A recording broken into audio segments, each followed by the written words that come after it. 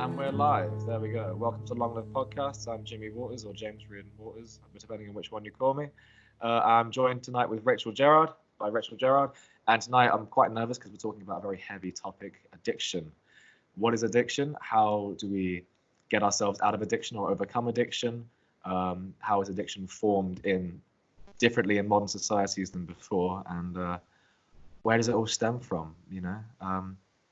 We're all addicted to different things, and some, not just coffee, cigarettes, alcohol, marijuana, etc., but more of the, especially nowadays, we're addicted to our phones, we're addicted to computers, we're addicted to vitamins, all sorts of things. But there's a certain point in which the addiction is not merely a vice and it becomes something much worse. And I've personally been physically addicted to a painkiller called pregabalin, which I was prescribed when I was suffering anxiety, and it didn't help at all. And it took me an antipsychotic to get me off of that, as well as a lot of willpower and a lot of suffering. And I had this real urge to go back and just do one more, just to cure it. And it all stems from this. So it's a real hard topic. So yeah, if you want to step in at any point to talk about maybe your experiences of people with addiction, your own experiences, or whatever, really. Yeah, well, just to pick on what you just said about the pregabalin, you were aware that you were addicted to it and that it was causing you a problem, but there was something in you that kept you wanting to pick it up again. And I think that's really the crux of it, because like you said, you can get addicted to many different things. People have vices and all of that. But the first step is the awareness of the addiction. Yeah. But that is not going to go far enough to stop you from doing it, because there's something in you that wants to continue that. So with me, I was addicted to alcohol for many years. But before, on and off, well, you could say on and off, because I wasn't in active addiction. In fact, I spent the vast majority of my life not in active addiction, staying away from the first one. Yeah. But there was still something in me all the time trying to will me to do it. The end stages of a craving that will make me pick up is I'll start getting mental images in my head of doing it. So it'll throw mental images at me, kind of glamorizing it, not remembering any of the consequences. But long before that happens, it tries to set me up. So it will tell me things like, I've got a right to be angry at this person. I have a right to have a drink because I've been through trauma, or all sorts of things like that, all these lies that come in, and it's very hard to catch them. Really, the way I define addiction now is it's twofold. So it's number one, that you pick up the first one and there's no off button. So like with me, with alcohol, I'll pick up the first one and then I'm gone. I'm in a different place, and I would just drink and drink and drink until I pass out, or until there's no more left. And that's a very, very dark place to be. And I wouldn't be exaggerating if I said that I would rather die than be drunk but have no alcohol left. And then the second part of the addiction is that knowing all of that, knowing that you have such an abnormal reaction to it, you still go and pick up the first one. So it's a cycle. And that's kind of the disease model of addiction now that most people adhere to.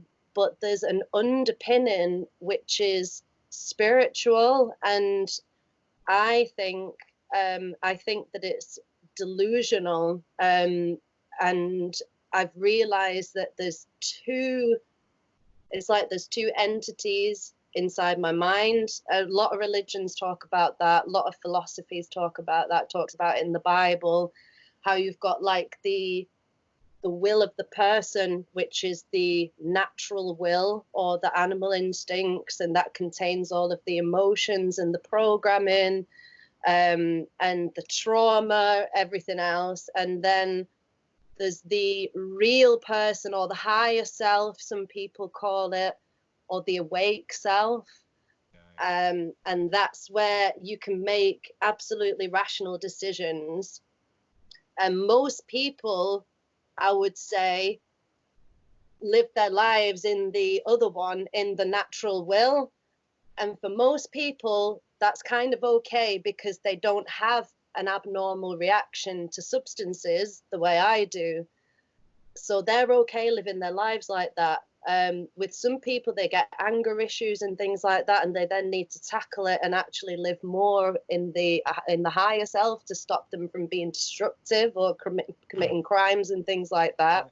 That's an interesting thing I'd like to, not to stop you there, but that's an interesting thing I want to return to later, addiction as a form of journey to spirituality in a way that a lot of people who live very flatline don't actually have. So like, you know, it's addiction actually is obviously an awful thing, and you know, it's a terrible thing, but there's a strange little side effect of addiction, and it causes you to sort of I mean, like, I personally haven't been through what you've been through at all, but you know, I smoke cigarettes. I may have one during, we'll see, which is quite ironic. But what's interesting is that you will end up alcoholism and all of these addictions. If you really hit rock bottom, I mean, it's a cliche, but it's true.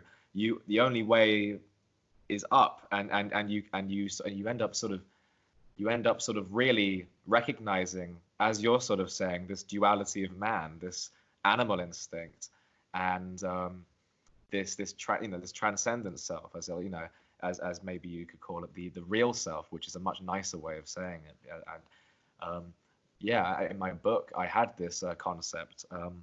I chose not to go into it too much because it just clouded the point of the book, which I sort of say, which I say very points about the perverse will of man, as I would say. The perverse will of man was the concept of of discussion in the book, as opposed to what you'd say the real self is. And the perverse will of man is hard to define, but it's man's need to be controlled by his concepts and emotions to not only perceive the world in a certain way, but also to reorganize the world as the perverse will sees fit. Is you agree? Like, absolutely. Yeah. And this organization of, you know, and I do talk about it in the lingual instinct, which is where I end up talking about how language has these universal functions, and this language is very useful and blah blah blah. But what it does is it actually compels you in a will that's separate to your own best interests. And you can call that language. You can also call that emotion and animal instinct. There's a lot of, you know, it all comes down to, like, you know, it's an instinct. Like, you know, it's an instinct, like the instinct of sex and the instinct of hunger. Yeah, like, absolutely. The instinct to pervertly push your will onto the world and say, this is my opinion, I'm correct. And also, you're right, you know, opinions of yourself, opinions of, you know, to go back to the topic of discussion, you know, the opinion of, oh, I deserve, you know, addiction in regards to, if you're addicted to something, oh, I deserve to have a drink, I deserve to keep going, I'm owed something, I'm okay to put myself into a hole because it's really fine, and, you know, there's really no other way of living except, you know, we've all got something, and it's just this excuse, you know. I've gone the longest without drinking as I have in 2 years. This I've been a week today, which is pretty nice, and you know, but and I already feel like more real because, you know, listeners and friends of mine will know that I suffer from psychosis, which means that I'm very separated from reality. Things are very, you know, they're very gassy, they're very comic booky visually, and perception of self is very different. But just a week coming off, I'm already feeling more in tune with things. But the thing about being in tune now, as opposed to as before I ever got it, is that I'm aware of the intrinsic reality of the world in a way that people who haven't even been through psychosis and suffered problems like addiction haven't even been aware of. So like I was saying, it is this kind of like this crest, this trough that puts you into this low place before making you realize that this high state of, you know, reality, transcendent, whatever you want to call it, transcendence, I find sort of clouds the idea of it, but like just the you know, the glowing nature of reality or whatever, you know, of everything is actually there at all. And that's why addiction, I mean, as we've spoken about in conversations before, that's why it's so interesting. Yeah. Yeah, for sure. Yeah. Yeah, it's a double-edged sword, because obviously most people, the vast majority of people who are addicts die from their addiction. You know, and the ones that don't die from their addiction have to get really, really, really mentally well, because if they don't, they're going to go back there. And it's not that the addiction is that the evil will of man. It's not that. Like, I found that natural Yeah, I agree. state. It's a separate voice, and the evil will part of you listens to the voice, and it gets in, because the will part of you can also become really, really well. You can improve that, and it can present really well. It can stop being mean, and it can start being good, because there's something in you that knows you'll get along better in the world like that. But it's still from a perverse place, right? It's trying to control outcomes. It's trying to manipulate people, and on the surface it may look like that's the right thing, and actually the natural state, or the higher self, that's where the good, the bad, and the ugly live.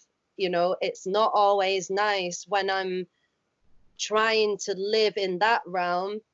That means that I have to do all sorts of things that are not pretty, you know, like I have to come clean to people about things that I've done and upset them, and not be worried about the outcome for them, even if they're in a worse off position. And that's where faith comes in, because you're totally giving your will over. Well, what will be, but I have to do the right thing anyway, because otherwise it's going to kill me. So I have to choose who's the captain of my ship on a daily basis. Is it going to be my self-will, which presents really well to the world, and a lot of people actually like that side of me? Or am I going to choose the higher self, which most people don't really appreciate, you know? And which one do I enjoy more? I enjoy the other one. I've got to be honest about it. Of course I do. But that's the side of me that is going to hear that addictive voice eventually. Won't happen straight away, but eventually it will get in. And then stresses will come in from the external world, and I'll have basically no foot to stand on, and it'll just go, you know, bottom up again, basically. It's very interesting. Okay. Yeah, there's a couple of things I really want to talk about there. The first one I find really interesting is, you know, oppression of perceptions of others, of yourself. You know, like controlling how other people see you, and it's very intrinsic to how we operate in society, which and it is of course the voice that feeds addiction more. I mean, the experiences I've had, you know, obviously it's not all sugar and candy, but the experiences I've had in the real self, you know, in some ways are, you know, they can be very vulnerable is a very, very good point to make, very vulnerable. But I've also had my best experiences on the real self. I've had my most soberly ecstatic experiences with the real self, right? And you know, I remember running into someone that I knew when I was having like the best experience of my life, which is what I called the book.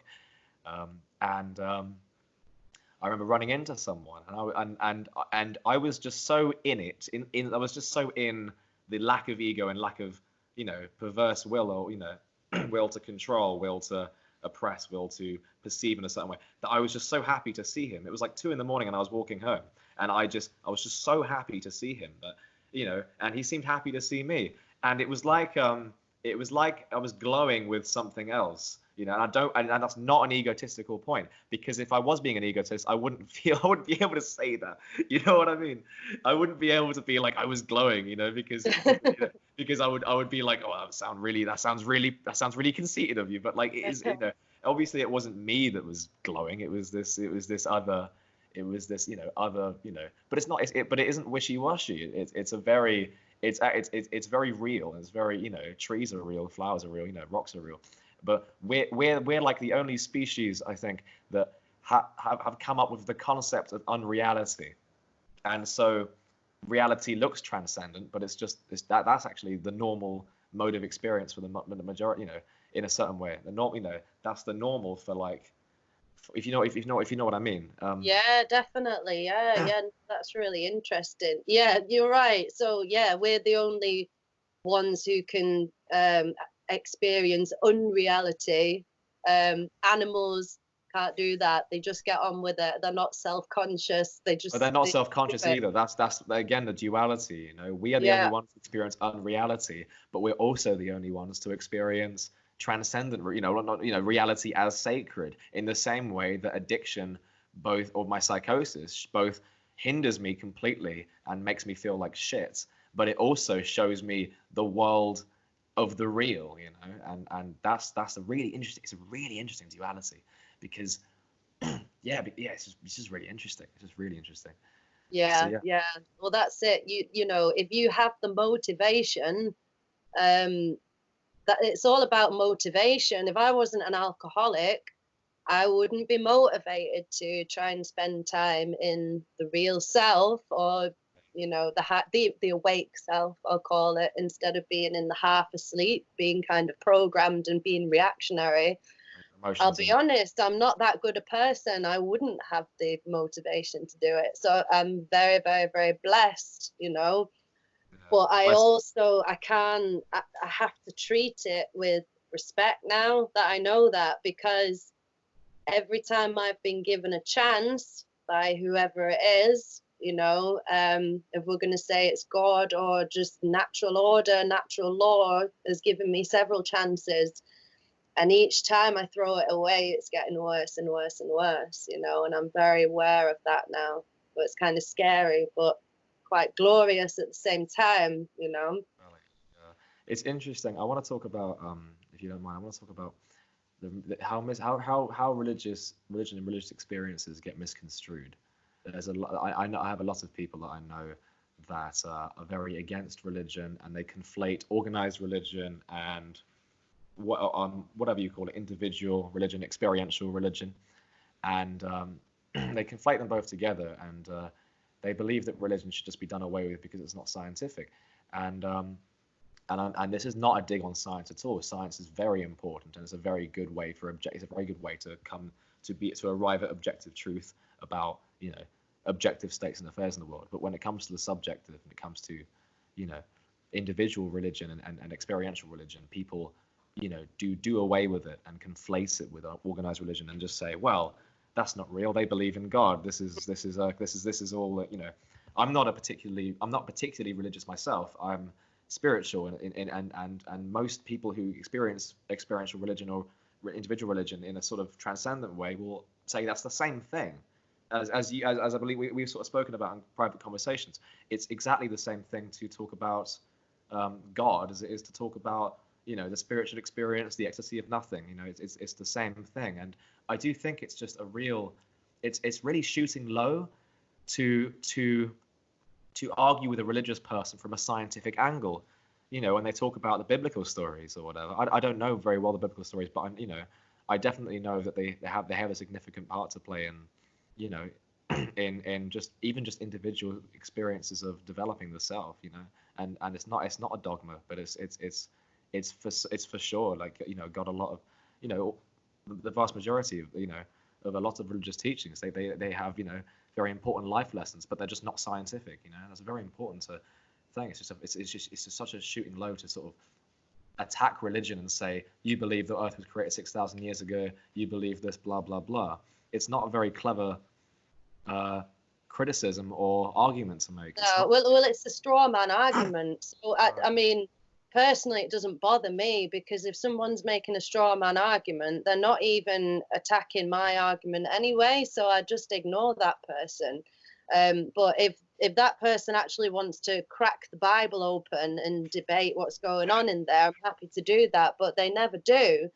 But if the same people hold philosophy in high regard, you know, and it's exactly the same thing. And the Bible is, you know, it's full of allegory, symbology. It's the same as if you read Shakespeare, you know, it's not literal. Yeah, It's artistic language, it's allegories and analogies and all sorts of different ways of expressing truths.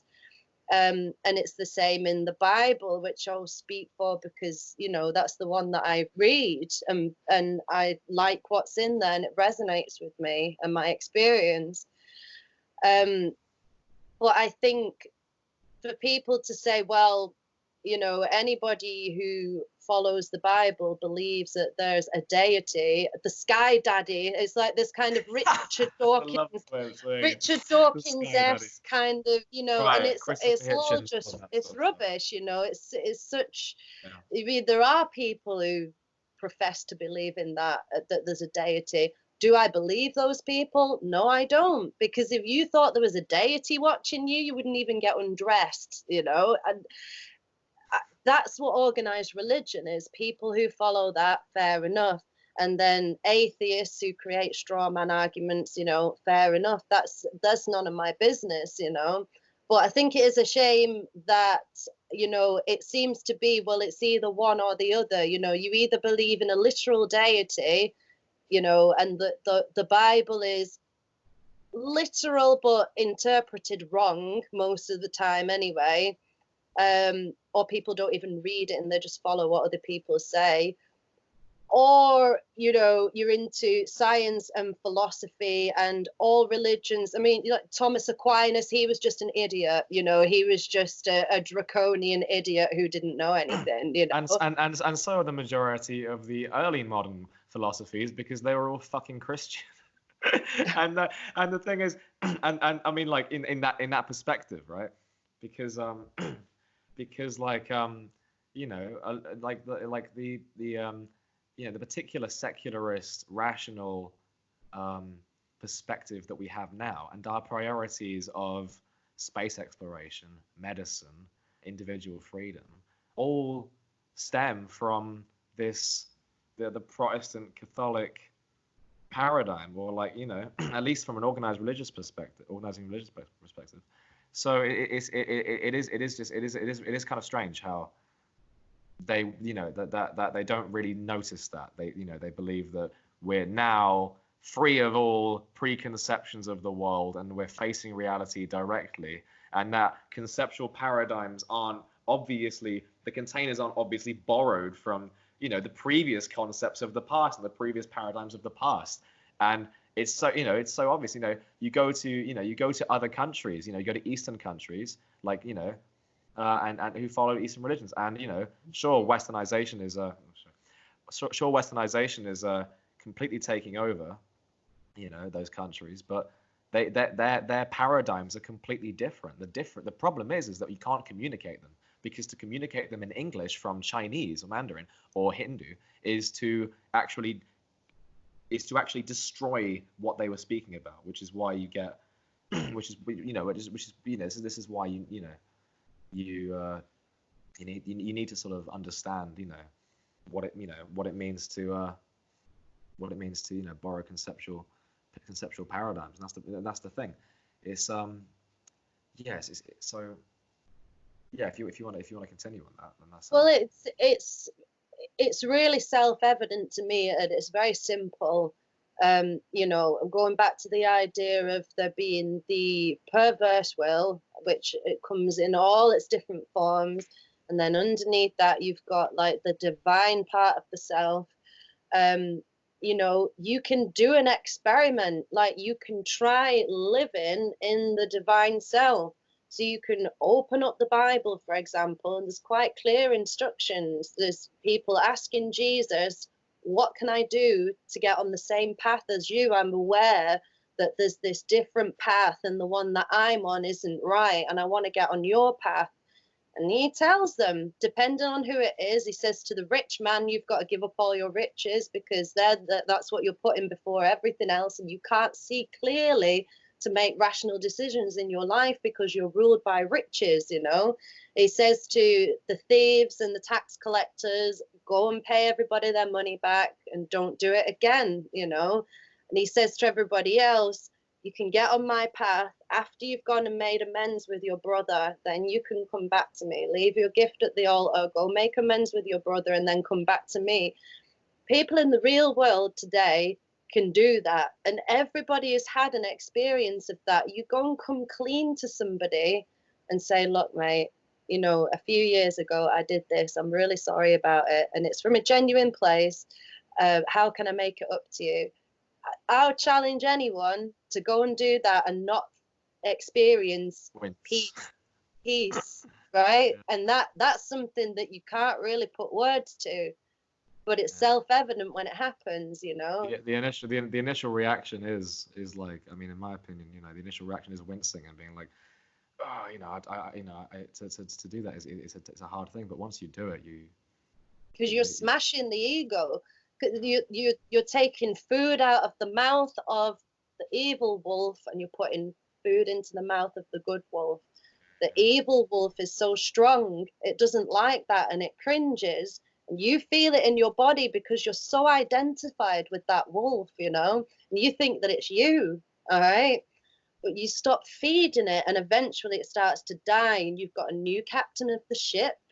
All right, and you still tinker with this one over here from time to time, come back to the real captain. This starts to become part of you and that starts to become more comfortable, you know, and going around doing all this stuff, but trying to clear up what you've done in the past. Like, that's just one part of it. Helping other people as well. Like, that's a big biblical concept, right? But everybody has had experience of that, you know, when you genuinely want to help somebody because you've been through what they're going through and you've got genuine advice to give because you're on the same path as them, but you're further ahead, not out of trying to get something or trying to boost your self-esteem or anything like that, you know. Exactly, So that's what I wanted. Yeah, that's what I wanted. It's not like so it obviously it's, you know, it's when it comes naturally. It's not, you don't force these things, you know. And you don't pride yourself on going like, oh, I did a good thing. How good of me. No, because he condemns that as well, right? So that's been covered as well. Don't sound a horn before you when you give to the poor, right? In that parable. But everybody has got the opportunity to do that. But to know what you've got to do that's going to come from that natural place, you have to get still and try and separate yourself from your thoughts. So that's where, like, that's what Roy Masters talks about when it's the meditation without any judgment. It's just observing the thoughts coming in and knowing that they're not a part of you, not judging them, not trying to get rid of them, just being aware that they're there and going, oh, that's interesting. This is the Roy Masters 7-minute meditation, if anyone's interested. And Rachel, you showed me this meditation about a year ago now, and you know, I mentioned to you when I first met you that you know, I had psychosis and I had these issues, and you told me you try this meditation out and see how you feel. And the meditation, you should really do it for yourself, but the meditation is you close your eyes and you look at your eyelids and you look at the sparkles going on, and then he goes through a finger exercise where you just be aware of your, for example, your index finger, and then it buzzes as if to say you're aware of me. It like tingles, you know, and it's 7 minutes long, and then you open your eyes and you feel completely free of you know, conceptual perverse will, ego, whatever, you know. You feel completely free of that element of yourself. And he also says at the end, you know, if you have any problems with smoking or eating, very ironic I'm smoking, but if you find you have problems with smoking or eating, you'll find that you don't want it. And yeah, I was very surprised at how effective it was. I have to say, it was very, very surprising. Surprising. Yeah, it gives you a taster of what it feels like to be in that neutral space. And then obviously a minute later, you're straight back into the self-will, right? It's not going to cure anything, but it provides you a space, like a door or an opportunity, you know, and the more you do it, obviously you spend more time in that place, but that's where answers start to come in, you know. So, oh, I've done this person wrong, I need to go make amends to that person. And then it's from a genuine place, it's from a place of stillness, and it's not because you're panicking or, you know, you want to be moral and virtuous and all of that, you know. That's the thing, man. Yeah, and you know, it is kind of, it's kind of an issue when, you know, when we separate, you know, morality from, I don't know, when we compress morality to lingual and conceptual and, you know, that sort of, you know, sort of illusionary ideas of what it is, as you know, as if morals could be like, you know, quantified or written out, and the thing is that when you do act morally, you're not acting, in my opinion, you're not acting in accordance to in accordance to, you know, you can be acting in accordance to a rule book, but when it happens naturally, you don't have to. You don't need to. You don't need to like see what Thomas Aquinas wrote down. It's even lower than like, obviously these people are great at offering doors, but once you've actually got it, you don't need to like look and see what Descartes said, or look and see what this guy said. Yeah. It's all just like, it's already there, you know, and it's not, you know, and obviously people's moral systems differ, but the point is that you're intending to, you know, your intentions are clear. Your intentions are clear of, you know, the much muddier part of modern human experience, and that is unreality, ego. I want to look as moral as possible, which is actually recently become way worse than before. You know, this real obsession with self-image, and the running away from yourself, the running away, I need to, you know, I need to make sure that my real self doesn't catch up to me, as if your real self was like some real problematic thing and your image was your real self, and it's just backwards, you know. Yeah. I'm right though, aren't I? Yeah, and that is an example of the lower nature becoming virtuous, you know, and it does super things and grand gestures, and everybody wants to be around it because it's so kind and generous and virtuous, right? But it's still the self-will. Yeah, it's still exactly, and the more we try and outrun this you know, this terrifying real self of, oh, you know, I can't let the real self of me come out, I'm going to turn into an animal, I'm going to start, you know, raping and pillaging and killing, which is this idea that we know our ego is repressing all of this all of this nasty, horrible stuff, right? And that's a really interesting thing. It's like, you know, we believe that our ego is a recently invented thing to create, you know, to sort of create civility, and it's better off this way. And even if that were true, we're doing nothing about repression and regression, and this burning stress in the back of our heads of, oh my God, I had a terrible thought. What if this person knew I had a terrible thought? We were talking in McDonald's about something, and I'm glad I just remembered about how we all have fucking horrible thoughts. You Yeah. know, you see like an old person cross the road, and you're gonna be like, you know, you're gonna have that real quick thought. I mean, obviously it's not your intention to do it, but you have that quick thought. What if I push them over? You know, Yeah. and it's true, isn't it? You know, and everyone's kind of like afraid to talk about it, but Yeah. it's true. But we all have these thoughts, and I've spoken to people, and most people are like, oh my God, I'm so glad you said that. Yes.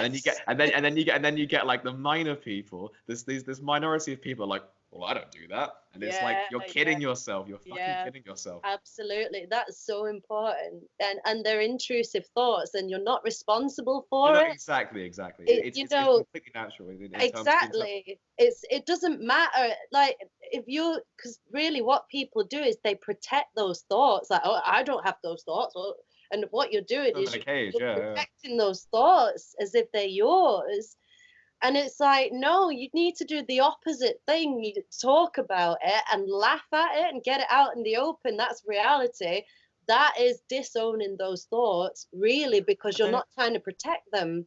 Yeah, you can't dig them, you can't bury them, you know. You can, and you could take them to the grave, and then you'll have a life of really like, you know, You just hate tension, yourself. and yeah, hate yourself, you You know, hate yourself. and you just you'll convince yourself that everything's fine, and it's like okay, right, there's obviously, it's not as simple as just like, you know, you know, just spilling out, but maybe it's simpler than you think, actually.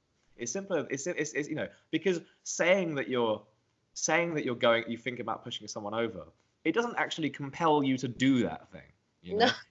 But you think it does. You think if you let it out, then all the bad things are going to come out, right? Yeah, like Pandora's box. Yeah, but the thing is that we're pretty, you know, for lack of a better word, we're pretty like, oh, we're okay creatures, you know. We're all right, you know. We have bad things in us, but we're generally, you know, we're not that bad guy, you know. Some people are, No. but like most, you know, and if everyone has these thoughts of, you know, pushing old people over when they cross the road and whatever, then you're not gonna turn into a fucking maniac, you know. No. It's the opposite that's gonna happen. It's it's the repression that leads to, you know, well, maybe if I have a drink I can like relax and let things go, and then you need a substance to let all these things out, and that's the real, you know. I'm smoking a cigarette right now, you know, and I'm doing it because, you know, it's a heavy topic and I'm nervous, and like, you know, and it should be better to just like, you know, it should be better to just like, you know. Yeah, but now that you're talking about having a cigarette, you're probably not enjoying it as much. Still gonna have it, aren't I? Of course. I'm still gonna smoke the whole thing, and when we're done, I'll probably smoke another one, you know.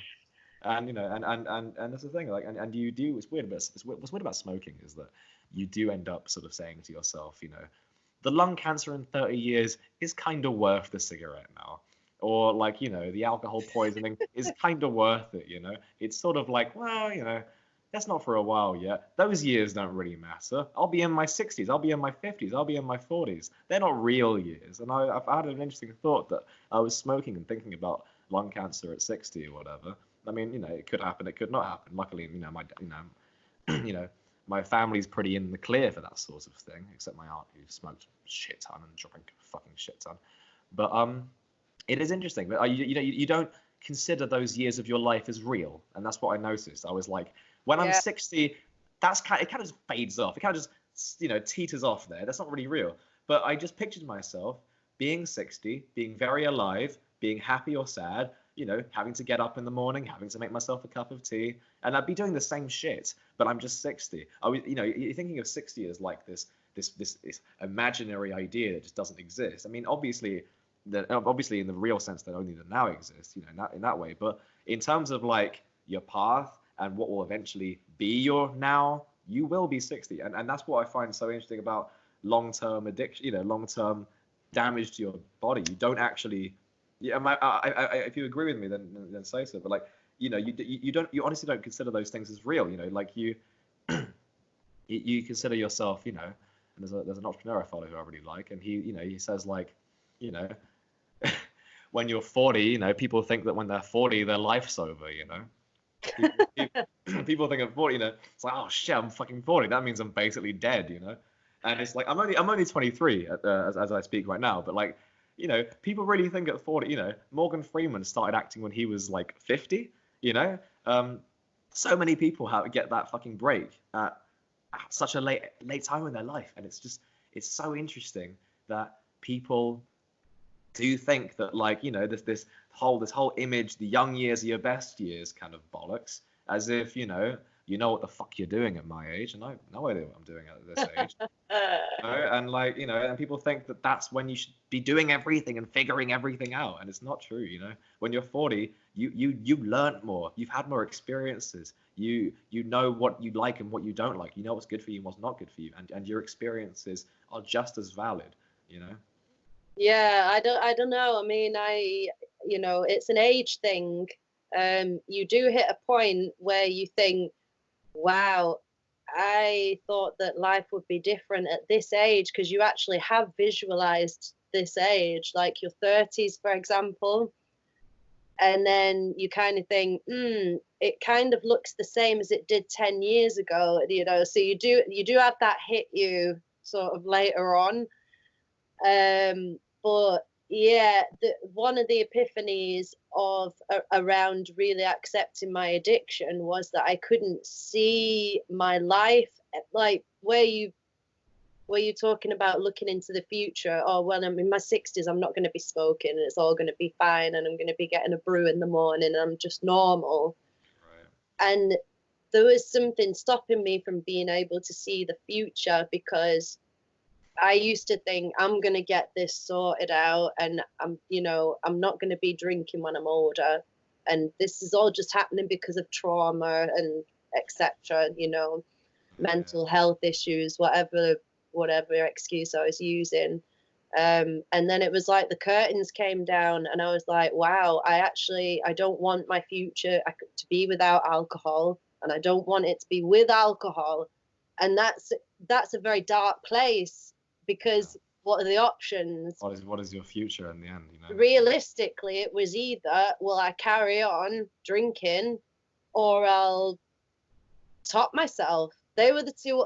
And when I've spoken to other addicts, it's not what you. It's not it's you. not what I would have planned to do. But it's kind of like you can't see anything else, and that's what other addicts report as well. But the nice thing now is that I have to live my life in 24-hour segments. Okay, so my mantra now is, I was sober yesterday, I'm sober today, and I'll probably be sober tomorrow. And that keeps me very, very happy. I don't think about the day after. I do when I go off on one and I'm back in that sort of dark path again. But I pull myself out of it.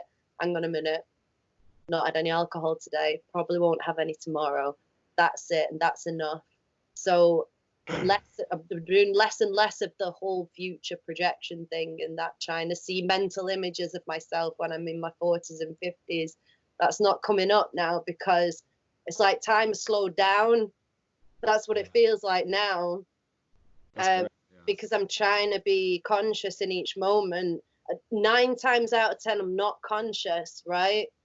But I'm practicing, snapping out of it moment by moment, and I'm practicing the meditation a lot. Do that more often. Lots of honesty, every thought that comes into my head, I share it. No matter whether it's really evil or really embarrassing, it doesn't matter. And it's just a thought as well. It's not to interrupt you, but it is just. I just want to clarify. It's just a thought. It's not you. Yeah. And you do get sort of you get especially with psychosis. You just get all sorts of thoughts, and it's like and the best way is to just not identify yourself with any of them. And if you don't identify yourself with any of them, then you don't have to worry about judging the thought. And I want to talk. And you're talking about overcoming addiction, which is what I believe I'm going to end up titling it, Overcoming Addiction, unless I can find a clickier title. But that's what. But and I was talking to you before, when I last saw you, about your life purpose, and what I mean by that is when you are in an addiction, be it physical or mental or both, and my one was physical addiction to painkillers and horrible headaches and horrible anxiety when I didn't have it, which and which lasted a couple of weeks. It is your entire life purpose to stop doing it. What's the purpose of life? It's immediate, It's not this big, God's gonna love me, I'm on the right. That's your whole fucking life purpose. Your whole life purpose is to stop doing it. And that was and that's when you're talking about the 24-hour thing. That was it. I'd wake up and I'd be like, right, my life purpose is to not go to the doctors and get diazepam to supplement the pregabalin problem that I had. It is your whole fucking life, and not even with addiction, but addiction of substances, but addiction of everything else, addiction to thoughts, addiction to judging, and obviously, and it's kind of obvious, but your life purpose is just to stop doing that.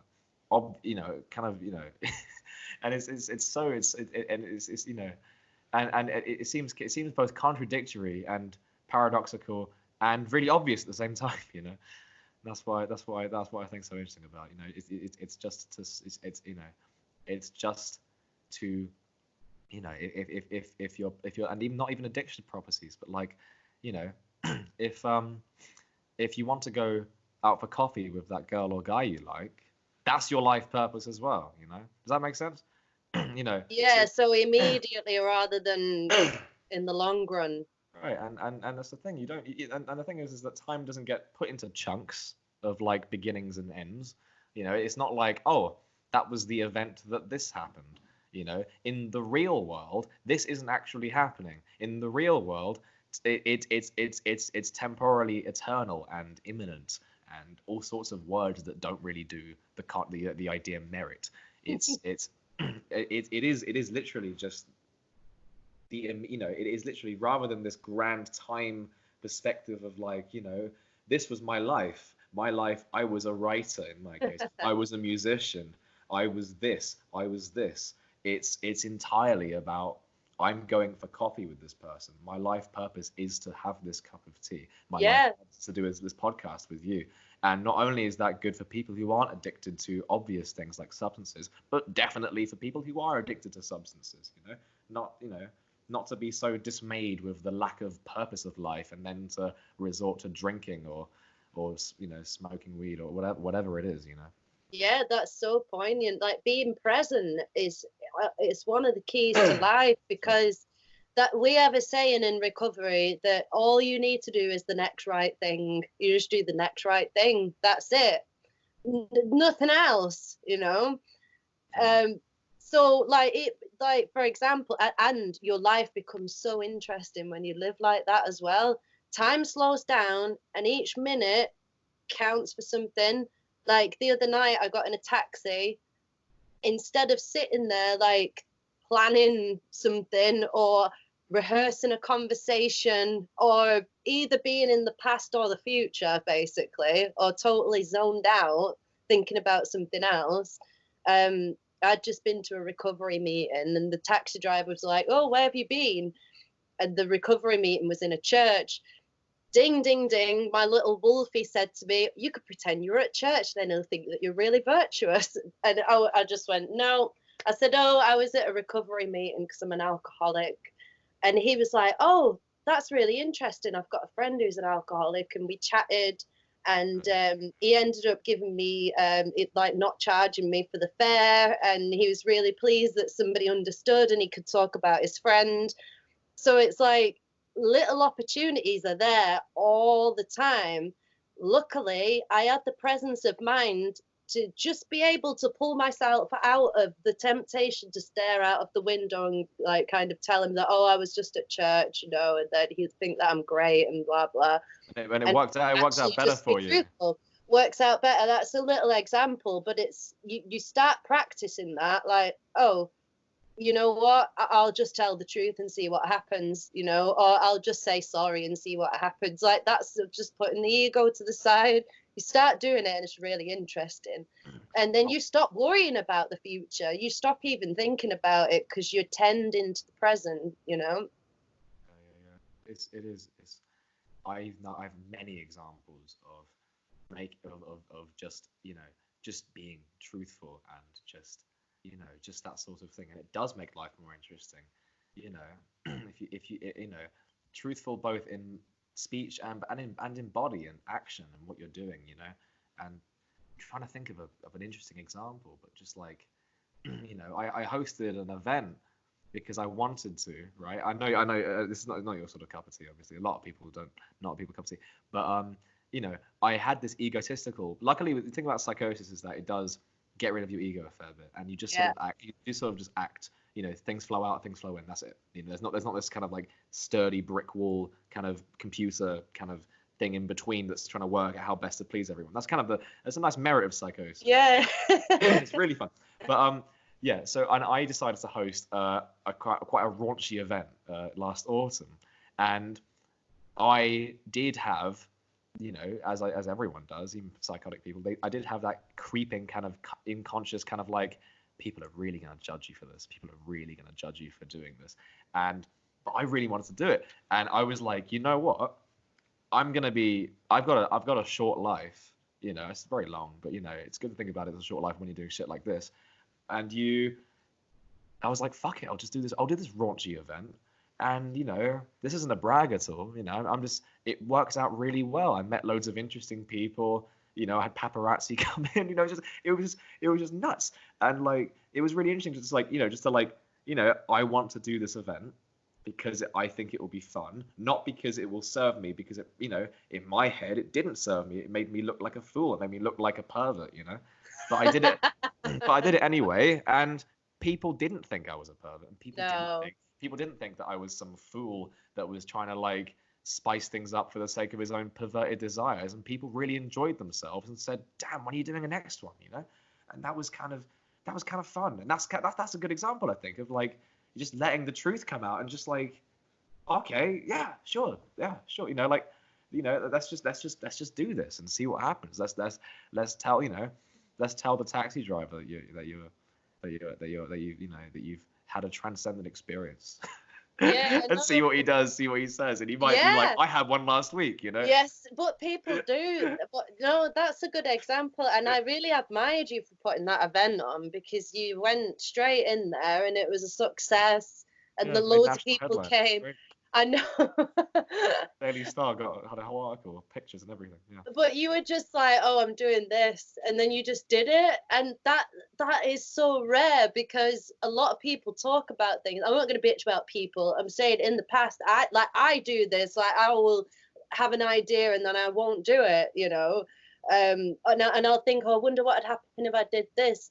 And it's curiosity, isn't it? Curiosity is a very divine thing, I think, because it's not about controlling outcomes. It's not about manipulation. It's not about judging something as either positive or negative.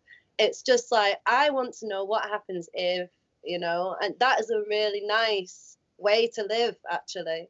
And it's not, and you can't, and with curiosity, the thing about it is that since you don't know what's going on, you actually haven't got the ability to judge or control, because you're curious. You don't know what's going to happen, right?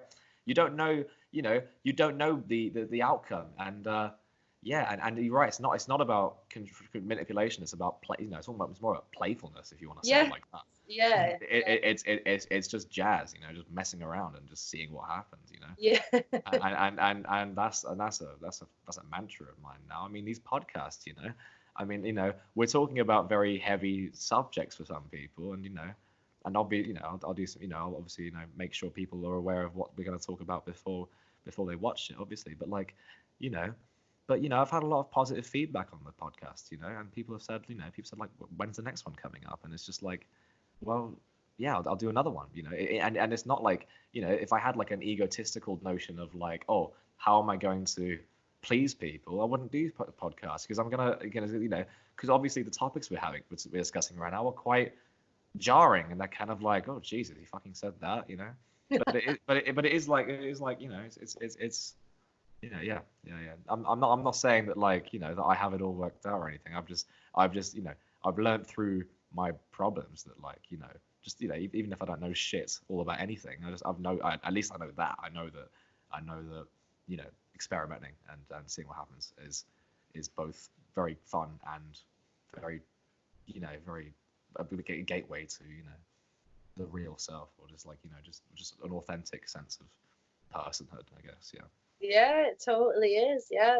You better put a trigger warning on this one, not for a Going to, yeah. I for put on Bible mention.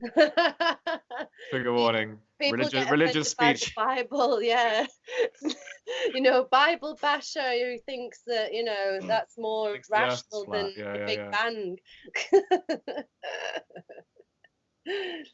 That is true. Yeah, it's true. Yeah, and you know, I mean, it is interesting. You know, it's like, you know, how people do. You know, they are so, you know, they're so, you know, I had on the last one we sort of delved into, like, you know, how valuable we think our opinions are, and then you can and then you can like switch over to the other side of an argument and then think that opinion's valuable just because you've got it. And, you know, I said last time, and I went for risk of repeating myself, it's that people need to know when to shut the fuck up. You know, people need to know when to listen to the other person, and not just listen to what your interpretation of their language is, but also to really understand why they're saying it and what they mean when they say it. And people don't do that. People will listen to the other person and then still interpret it in their own paradigm of what that means. And that means, oh, I'm gonna turn off. And that means that person is entitled to their religion, but they're still a nut job, you know? Yeah, but people can't do that, you know, they can't listen in that way, so we have to accept it, you know. Yeah, for sure. and that's the, you know, that is the thing. Shall we finish there? Yeah. We're on an hour pretty much, and that's, you know, Oh, that's Very good. good Yeah. time. Yeah, very. That was really good fun. That was really good fun, wasn't it? I'm really Yeah. happy to have you on, and let people who are listening now let us know in the comments what you thought. How how religion is an evil doctrine or whatever.